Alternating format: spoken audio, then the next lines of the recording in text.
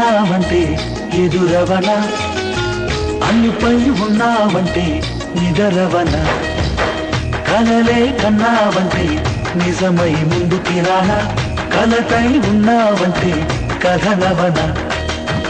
అమ్మలో ఉండే సగం అక్షరం నేనే, నాన్నలో రెండో సగం లక్షణం నేనే.